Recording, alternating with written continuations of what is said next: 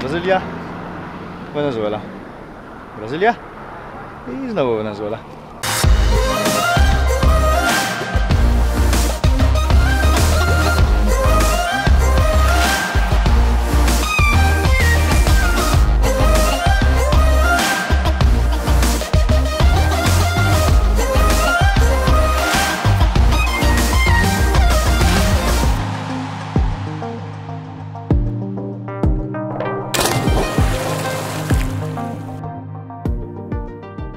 Bagażnik zawalony jest baniaczkami. Jest ich tutaj 10. Każdy po 25 litrów.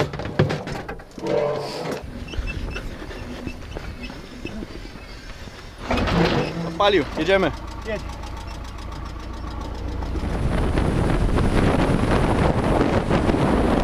Jedź. 10-15 km przed granicą, w umówionym miejscu z kitra gościu w Kalnistry.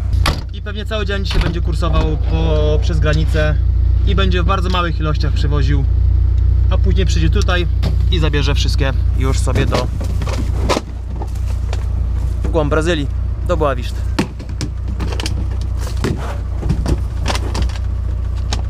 Udało się wyjechać do Wenezueli. Kolejny kraj zaliczony i to jeden z niebezpieczniejszych. Do Caracas się nie udajemy, ale idziemy na Roraima. Powtarzam się już po prostu już raz. A to chyba mnie, bo nie wjechał do Wenezueli, a wszedł. No dobra, wszedłem. No. Mamy kawusie, mamy śniadanko. Dość drogo to wychodzi, przeliczając na lokalną walutę, czyli na boliwary. Bo zapłaciliśmy za to wszystko dyszkę, czyli po piątce na dwóch, no ale mówi się trudno, próbowaliśmy negocjować, nie chcieli. To są miejsca na tyle turystyczne, że są ceny praktycznie jak w Brazylii. Dlatego nic się z tym nie poradzi i przelicznik tu jest naprawdę masakryczny. Ale wieczory można zjeść taniej. Tak, wieczorem zdecydowanie taniej, bo jest dużo więcej opcji. Teraz mieliśmy opcję tylko dwie, więc musieliśmy coś wybrać, żeby nie marnować naszego żarcia, które mam na drogę. Dlatego takie pierożki oto. Więc smacznego! Gotowi do wyjścia na Roraimę. Szybko wam pokażę tylko samochód, bo jest pakowany w tym momencie. Ola! Taką terenówką będziemy jechać. Teraz do pokonania mamy pierwszy etap 26 km. Można to też przejść, żeby zrobić to ewentualnie taniej. Ale nam się udało załatwić transport. W sumie całość nas wyszła 70 rali na osobę, czyli 70 zł razem z przewodnikiem. Tak nam się udało załatwić, że idziemy z nim po prostu. Pokażę wam, co się dzieje z tyłu domu. Dojechaliśmy z Boa Visty stopem, więc jak najbardziej da się dojechać stopem tutaj do samego miejsca. Tutaj też nocowaliśmy, właśnie tu na ziemi. No i ziomek, o którego zapytaliśmy się, czy możemy się tu przenocować, powiedział, że też jest przewodnikiem i że w sumie to możemy iść z nim. Dogadaliśmy się do ceny, ustaliliśmy na 18 rali za dzień, czyli jakieś 6 rali na osobę. Nie jakieś, a dokładnie 6 rali na osobę. Czyli wychodzi to 6 zł na osobę za dzień. Idziemy na 5 dni z możliwością 6, zależy od tego, jaka to będzie pogoda, bo jak na razie, patrzcie, za mną nic nie widać. Tak pada, że... No tutaj akurat kropie tylko, ale tam to już jest ulewa, więc wszystko zależy od tego, jaki będzie deszcz na drodze. Także jesteśmy już gotowi, wszystko mamy w jednym plecaku, na szczęście się udało, nie jest dość ciężki. No i idziemy, także do zobaczenia na górze. A na wycieczkę jedziemy jeszcze z koleżanką Swietlaną, którą poznaliśmy po drodze.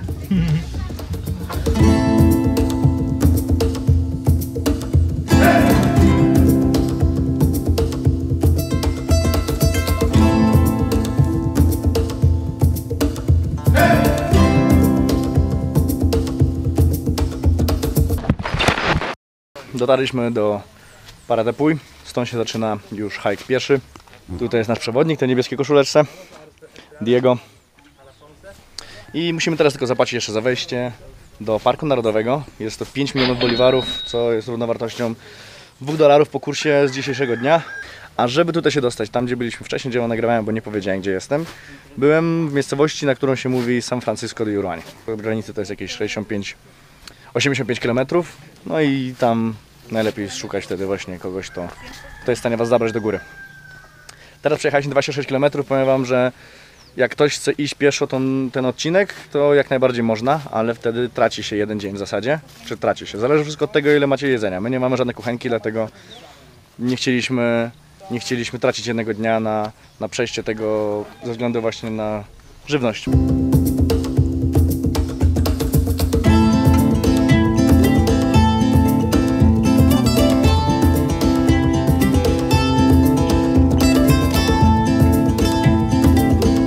przystanek mamy. Trochę, żeby odpocząć. Pada. Nie mocno, ale cały czas. Jedziemy ponad godzinę. I powiem wam, że pomimo tego, że mam ciuchy przeciwdeszczowe, to nie wiem, czy jestem bardziej mokry od środka, czy od zewnątrz, bo jest tak gorąco. Patrzcie. Wszystko mokre. Zdecydowanie, koniecznie dobre ciuchy przeciwdeszczowe. Dobre. Ja mam kurtkę, która nie jest tak dobrze oddychana, dlatego jestem taki mokry. Ale to jest też dlatego, że jest naprawdę mega gorąco. Dlatego idziemy dalej. Dzisiaj musimy dojść do obozu pierwszego. Drugi dzień naszej wędrówki. Doszliśmy 200 metrów do rzeki i nasz przewodnik sprawdza, czy da się przejść tędy, czy jest to dobre miejsce, czy może zmienimy je troszeczkę. Jak widać, trochę zakolana jest woda momentami, ale pogoda jest dość przyjemna. 8 godzina. Późno zaczęliśmy dzisiaj. Ale idziemy. Udało się przejść rzekę. Cali mokrzy, ja miałem wodę do pasa. Więc jak przechodzicie, to najlepiej, żeby nic wam nie zwisało poniżej pasa. I buty, żebyście mieli u góry. Tu jest obóz po drugiej stronie rzeki. Kamaiwakaken. A rzeka się nazywa Kukenan. Idziemy teraz dalej. Dzisiaj już wychodzimy do góry na pewno, tak powiedział przewodnik. Powiem wam tak, jak chcecie to robić bez przewodnika, to ja wam życzę powodzenia, szczerze. Bo nie wyobrażam sobie, jak miałbym wybrać miejsce przechodzenia rzeki. Zwłaszcza, że już teraz była do pasa. A bezpieczne jest, jak jest mniej więcej do uda. Do połowy uda, także teraz już była na granicy. Mówili, że na Roraimie teraz jest niski sezon i nikt nie chodzi w ogóle w górę. To patrzcie, ile jest ludzi. I to jest tylko jedna grupa.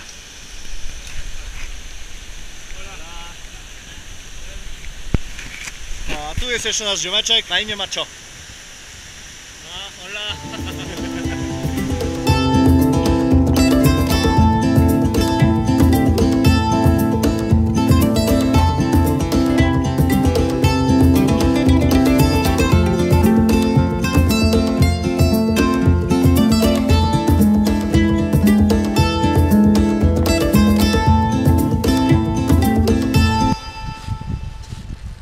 Cała Roraima to są czarne skały. Jej wysokość to 2,790. W porywach do 2,810. Taka jest chyba maksymalna wysokość tego, co się dowiedziałem.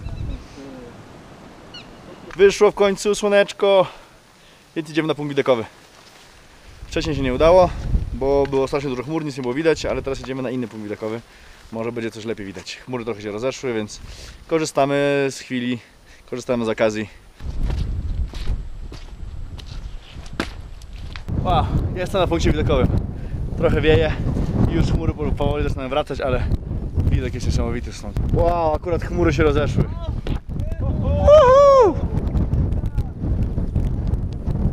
Po takiej ścianie praktycznie szliśmy do góry. Wow, tam ścieżkę widać na dole, nawet obóz jakiś tam jest.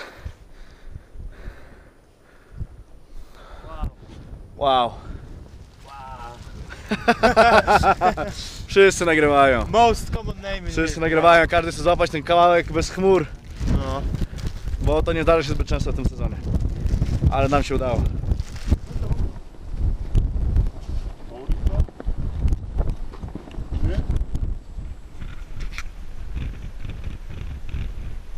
Jestem teraz na najwyższym punkcie Roraimy, który ma 2810 metrów właśnie.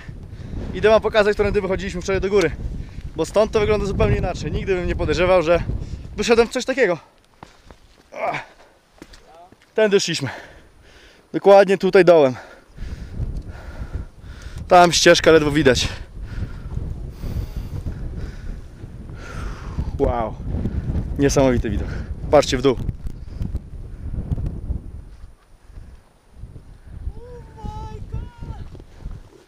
Wow. A tutaj ludzie dokładają kamyczki jeden za drugim, żeby były jak najwyższe. Siemanko, kolejny dzień. Tu myśleliśmy, że wysną buty, ale w nocy tak się zaczęła skraplać rosa, że po prostu nie dał rady. A nasze ciuchy myśleliśmy, że wysną w nocy, a tak naprawdę zrobiły się jeszcze bardziej mokre. Spodnie mogę wyciskać. Więc tutaj nie ma czegoś takiego, że coś wam wyschnie. Jesteśmy prawie gotowi do wymarszu, jeszcze tylko trzeba zebrać namiot. Spędziliśmy te 2 noce. Myśleliśmy, że spędzimy może trochę dłużej, ale niestety dzisiaj cały dzień od samego rana pada i będzie padać prawdopodobnie, tak mówi nasz przewodnik, więc nie ma sensu tutaj nawet zostawać dłużej. Nie mówiąc o tym, że jest zimno i nie wyobrażam sobie, jakbyśmy przeżyli tych kilka dni, gdybyśmy nie mogli korzystać z kuchenki naszego przewodnika i grzać sobie wodę. Po prostu zamarzlibyśmy tutaj chyba. Nie ma tutaj żadnego źródła ciepła, dlatego jak chcecie iść bez przewodnika, nie mając żadnego źródła wody w sezonie deszczowym, kiedy jest zimno, mega zimno i wilgotno, no to powodzenia Wam życzę bardzo serdecznie, bo uważam, że zamarzniecie tu po prostu. A w najlepszym wypadku wrócicie chorzy. Nie wiem, jak jest w sezonie letnim, bo jesteśmy w deszczowym, dlatego tak to wygląda. Na pewno musicie mieć jakieś worki albo drybagi najlepiej na ciuchy. My chodzimy cały czas w jednych ciuchach z Wojtkiem, które są w zasadzie cały czas mokre. Wczoraj było trochę słońca, więc koszule nam przesły, które mieliśmy na sobie. Ale tak, to wszystko jest cały czas wilgotne. W najlepszym wypadku wilgotne, jak nie to mokre. Na szczęście mamy drybagi, w których mamy ciuchy do spania. Jakąś koszulę, polar, gacie. Ja mam jeszcze geterki, takie zimowe, które się bierze na narty na przykład. Wiadomo, kilka par skarpetek, żeby też mieć suche skarpetki na noc. Ja wczoraj wieczorem ubrałem sobie te, w których poprzednio spałem. I poszedłem umyć kubek i zamoczyłem się całe. Na szczęście miałem jeszcze jedną parę. Ogólnie nie wziąłem za dużo ciuchów. Jednej koszuli nie wykorzystałem. Ale nie żałuję, że ją ze sobą wziąłem, bo gdyby się okazało tak, że wszystko mam mokre, to zawsze są jakieś ciuchy, które są suche. Bo tu u góry naprawdę nic nie schnie. Chyba że macie ciuchy jakieś takie sportowe, które są szybko snące, to wtedy może tak. Dopiero jak schodzicie na dół, dopiero tam jest na tyle mała wilgotność powietrza, że cokolwiek może wyschnąć. I to pod warunkiem, że nie pada oczywiście. Dobra, kończę to, pomagam Wojtkowi się zbierać. I jeszcze zrobię małe podsumowanie, jak będziemy w obozie na dole.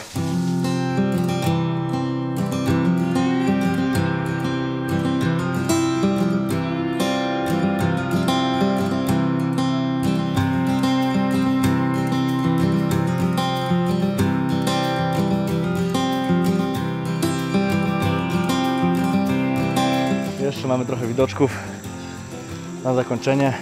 No, cóż mogę powiedzieć. Wycisk jest. Bez dwóch zdań. 4 dni, 5 dni mordęgi. W zasadzie jutro jest 5. dzień. 30 km do pokonania. 1200 metrów różnica wysokości. Trzeba wyjść i trzeba zejść. To, czego nie zabrałem, a co można byłoby zabrać, to rękawiczki. Ale jakieś takie naprawdę dobre, nieprzemakalne, bo zwykłe rękawiczki to nie ma sensu. Bo momentami było zimno w ręce trochę, my z kikami akurat idziemy, co też bardzo polecam, bez kiku byłoby dużo trudniej. I wtedy rękawiczki naprawdę się przydają, bo to wszystko, co Wam mówię, jak się przygotować i tak dalej, to wszystko musicie brać też na własny rozum. Ja nie jestem żadnym profesjonalistą, to jest tylko moje zdanie, jak ja to robiłem i jak mi to wyszło. Ale bardzo Wam polecam trekking, zwłaszcza z naszym przewodnikiem, który jest naprawdę mega. Pomimo tego, że mieliśmy swoje jedzenie, byliśmy całkowicie w zasadzie osobno, tylko nas prowadził, pokazywał, którędy przejść, to też pozwoli nam skorzystać z jego kuchenki. Dostaliśmy też czasami jakieś żarełko też od niego, więc jak tu będziecie, to Edgar bardzo chętnie Wami się zaopiekuje. O, dobra, kończę to, idę się wykąpać w rzece, zmienić ciuchy w końcu i do spania chyba, odpocząć, bo już zejście było naprawdę ciężkie. Padam z sił całkowicie. Hej, ten odcinek już dobiegł końca. Mam nadzieję, że się podobał, a jeżeli tak, to daj mi znać, zostawiając łapkę w górę, pisząc w komentarzu, również ewentualnie, jeżeli masz jakieś pytania, to tam możesz je zostawić. A jeżeli chcesz wiedzieć, co u mnie się dzieje na bieżąco, to zapraszam Cię na Instagrama, link jest w opisie filmu. A jeżeli jeszcze tego nie robisz, na dole jest guzik, aby subskrybować kanał. Do zobaczenia w podróży. Tu są takie mrówki, duże, patrzcie w porównaniu z moim butem, które jak ugryzą, to jest niesamowity ból przez 12 godzin. Głowy, rąk, tułowia,